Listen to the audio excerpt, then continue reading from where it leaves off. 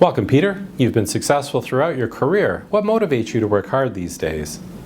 In theory, I could retire right now. I mean, I could just live off of what I've earned. But and I'm also spending a lot of my time, though, just trying to get a message out there, get my perspective heard.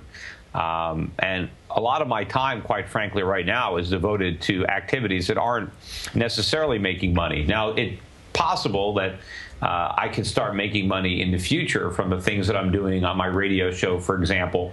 But right now it takes a lot of time, and there's no real financial upside, at least so far. At least the money that I earn in my other businesses, my asset management businesses, my U.S. broker-dealer, my Canadian broker-dealer, my asset management company, my offshore bank, my precious metals company, these companies do make money, and they give me the opportunity to spend time on things like my radio show, which right now costs money.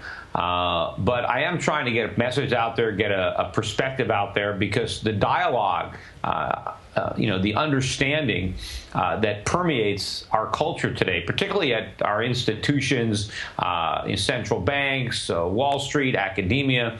I've never heard so much complete nonsense, so many people, so many otherwise smart people believing in such complete nonsense when it comes to economics. And so I want to do my best to try to educate the public.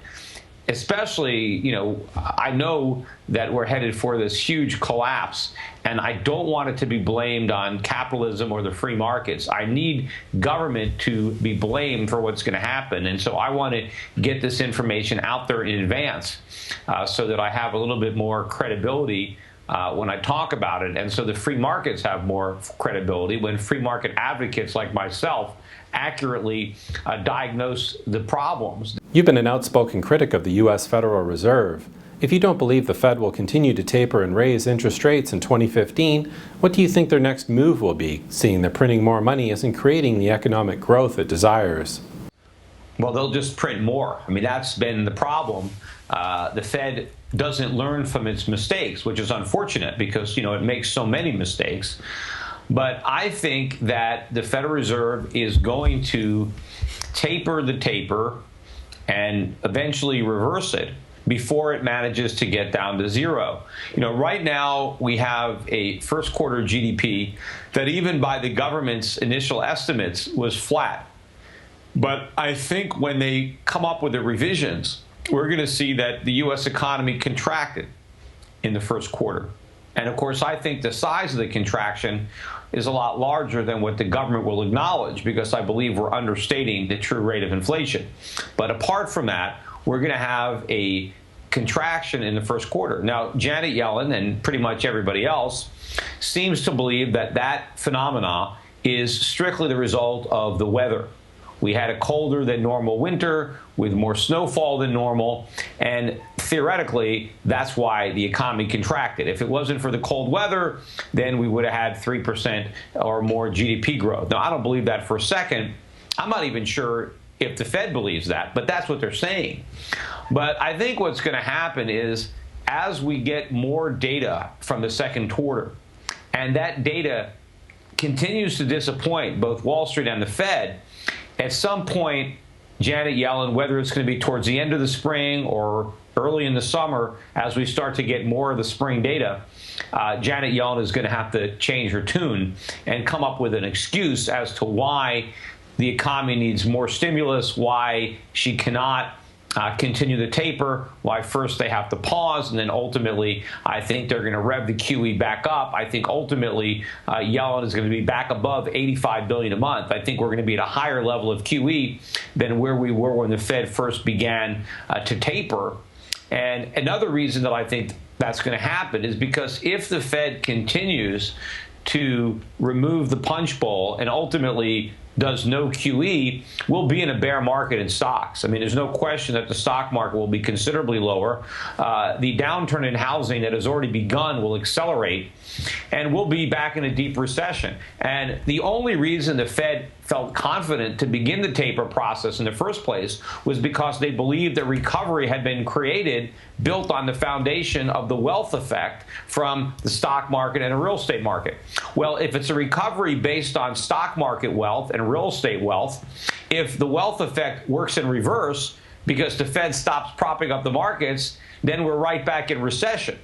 And of course, how does the Fed fight recession? Well, more stimulus. So, you can't create a recovery based on stimulus, then take the stimulus away and expect the recovery to continue. It can't continue without the stimulus. It's like living off of life support.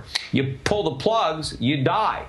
And they've built an economy of QE by QE, and it lives by QE and it dies by QE. I know you really like gold. There's been a lot of speculation that the gold price is being suppressed. If this is true, then what's to stop the suppression from continuing well into the future?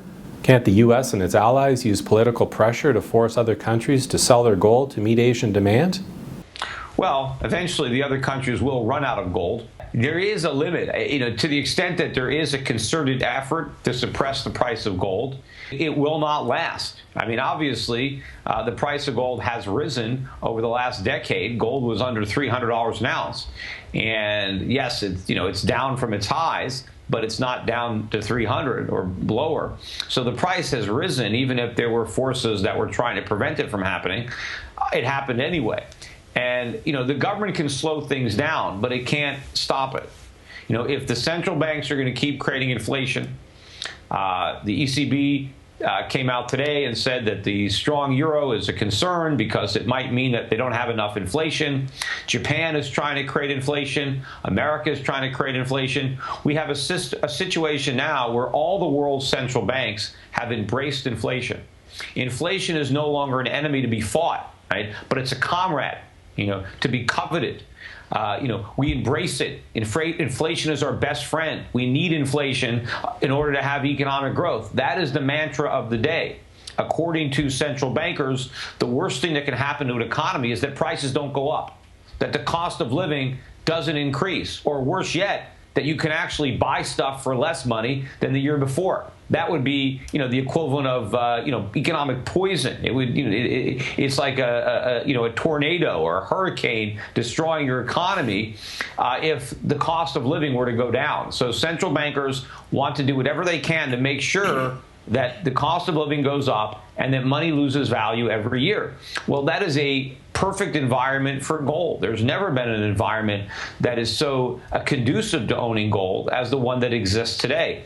And you also have these central banks around the world that are loaded up with dollars or euros or yen, when the central banks that create those currencies have guaranteed that anybody holding those currencies is going to lose purchasing power.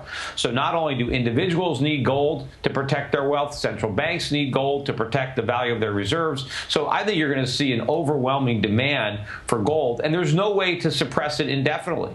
Unless the central bankers are willing to dramatically raise interest rates, sell government bonds, and allow their economies to implode, allow stock markets to crash and real estate markets to crash, and force governments to default on their sovereign debt. Unless the central banks are willing to do all those things, gold's only got one direction to go, and that's up.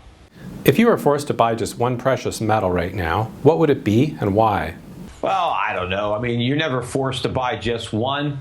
Gold is easier to store. You can concentrate a lot of your wealth in a small area. So if I could only buy one, I guess I would just buy gold. But I do think that silver potentially has more upside. So depending on how much money you have, if you only have a small amount of money, if you got $5,000 or $10,000, then you might want to just go all in on silver.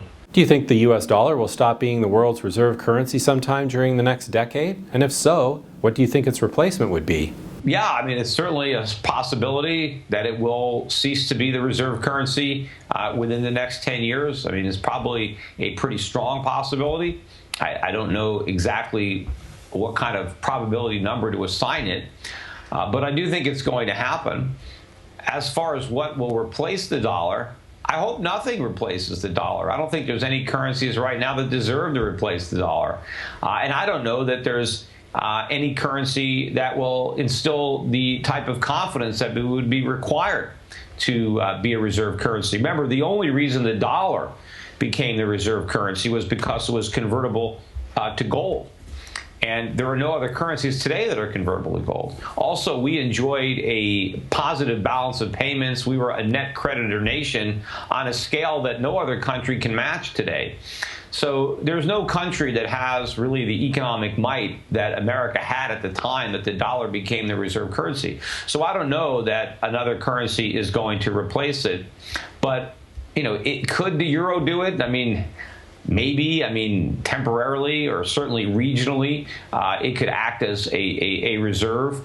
But a lot of that might depend on what the ECB does.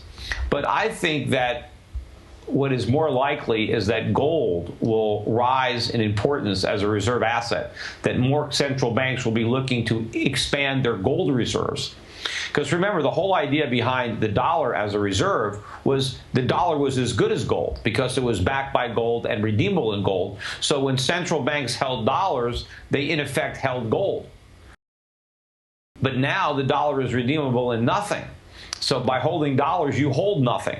So I think that since you can't hold gold indirectly anymore by holding the dollar, more and more central banks will have to just own gold directly and cut out the middleman.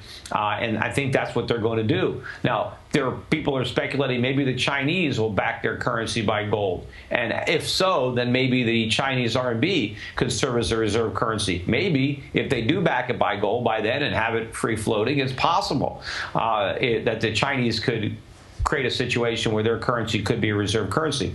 But they have a lot of gold to buy. And I'm not sure how much they bought. We know they've been buying a lot of gold. And I think the longer the price of gold is suppressed, the more gold the Chinese are going to own.